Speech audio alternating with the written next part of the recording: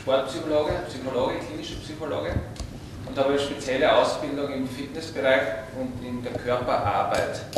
Das, was ich heute alles ein bisschen so erzählen werde, ist ziemlich neu, also das kennen die wenigsten. Deswegen einfach, wenn irgendwas nicht ganz klar ist, einfach Fragen stellen, das kann ruhig ein Dialog dann werden.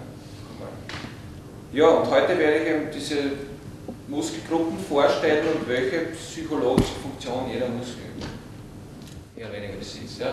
Das Ganze nennt sich Dauertraining. Das ist mein Lehrer hat das mehr oder weniger entwickelt, der ist Arzt in Wien. Der hat sich mit chinesischer Medizin beschäftigt und mit der strukturellen Körperarbeit. Und das Dauertraining besteht aus 3 Teilen. Eines davon ist das Power-G-Training, das ist ein Fitnesstraining, also Hanteltraining in Verbindung mit Meridianübungen, also so Qigong-Übungen.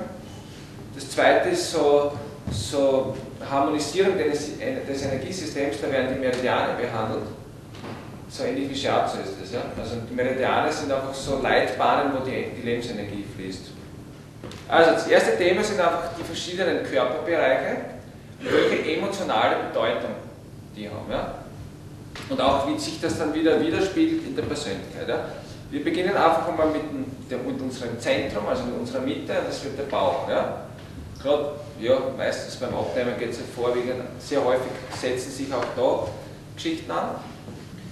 Zweiter Bereich, die zweiten Organe sind Milz und Magen, Milz, Bauchspeicheldrüse, die eben für die Verdauung zuständig sind. Und da geht es vom emotionalen Bereich sehr stark, das ist eben, wie gesagt, im Bauchbereich lokalisiert, da geht es um Mitgefühl, Fürsorge für andere, auch Besorgnis im negativen Sinn, also dieses Grübeln, dieses ständige Grübeln mit Problemen. Wenn man das während dem Essen macht zum Beispiel, dann wird die Verdauungsfunktion eingeschränkt. Das ist zum Beispiel etwas, was vielleicht ganz wichtig wäre, was man sonst eher vielleicht nicht so häufig hört.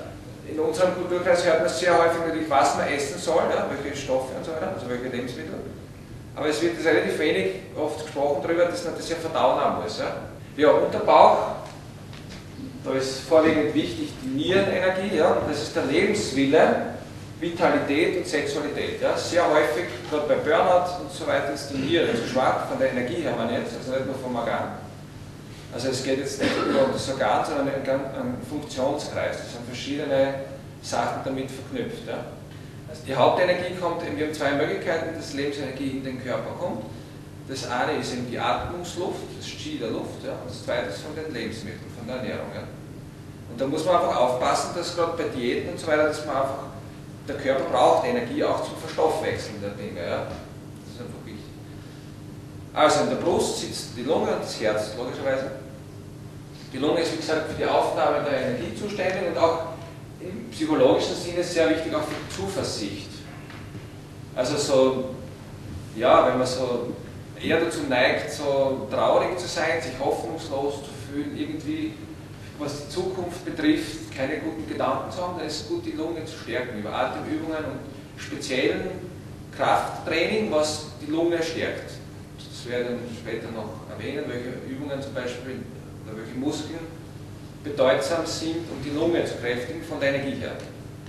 Die Lunge steht auch für die Abwehrenergie. Da komme ich noch später noch darauf zu sprechen. Das Herz steht irgendwie schon bekannt oder im Sprachgebrauch irgendwie verständlich für Liebe, für Freude, auch für Kommunikation. Also wenn man sagt, die Zunge steht eben auch dafür, ja, für das Herz. Ja. Also es liegt mir auf der Zunge oder irgendwie, der ist mit dem Herzen bei der Sache, ja, das ist einfach damit gemeint, dass die Energie vom Herz kommt. Und wie gesagt, die Brust ist eben auch, die verstärkt die Bauchgefühle. Ja. Wenn ich da einen guten Resonanzraum habe, da gute, ja, wenn das breit ist oben, dann kann ich mich auch leichter ausdrücken, meine Gefühle, wenn ich einfach da zu eng wäre. Ja. Die Leute, die dann oft sich schwer tun, Emotionen zum Ausdruck zu bringen, die sind dann da irgendwie zu eng und haben zu wenig Energie, weil das nicht in Bewegung ist, das staut sich dann alles mehr oder weniger im Brustbereich. Das kann man mit Fitnesstraining super bearbeiten. Gerade bei Depressionen und so keine Energie mehr zu haben, ist es sehr günstig, tief zu atmen und so Oberkörpertraining zu machen, zum Beispiel. Also gute Lebensmittel, also gute Niere, das ist die Basisenergie des Körpers, das was wir von den Eltern mitkriegen, ja, das habe ich gesagt, das ist die Sexualität. Gute Ernährung, guter Verdauungsapparat und gute Atmung führen dazu, dass man ein gutes Abwehr-Qi entwickelt, das Immunsystem wird besser. Meditation ist jetzt nicht, dass man sich vorstellt, man sitzt irgendwo in einer Höhle. Meditation ist ein Zustand, wo man im Hier und Jetzt ist. Also wenn ich trainiere, wenn ich isse. Wenn ich Radio höre, höre ich Radio. Und du nicht gleichzeitig irgendwo anders hindenken. Das ist die Idee der Meditation. Die Identifizierung mit Gedanken und Gefühlen. Ich glaube, damit ist gemeint, dass man nicht immer zwangsläufig das, was man im Kopf hat, man kann das auch wieder gehen lassen. Wenn ich so Gedanken habe, die mich negativ beeinflussen, die muss ich nicht ewig denken. Ja? Ich kann die gehen auch lassen. Wenn man das häufig übt, dann wird man irgendwie so dieses Bild von den Wolken am Himmel, ne? Die ziehen da vorbei, die Gedanken ziehen vorbei und du musst mich aber nicht immer dranhängen. Du musst nicht den ganzen Tag denken, das und das und das, sondern ich kann es loslassen. Das lernt man durch meditative Übungen. In Dauer die strukturelle Körperarbeit, da richtet man den Körper auf, das ist meistens parallel zum Fitnesstraining, das ist eine Einheit und zu diesen Meridianbehandlungen. Also das ist ein Vor- und Nach der Behandlung, dass man versucht, Körperhaltungen, die aufgrund chronischer Verspannungen entstanden sind, wieder gerade zu richten über diesen Prozess der Arbeit.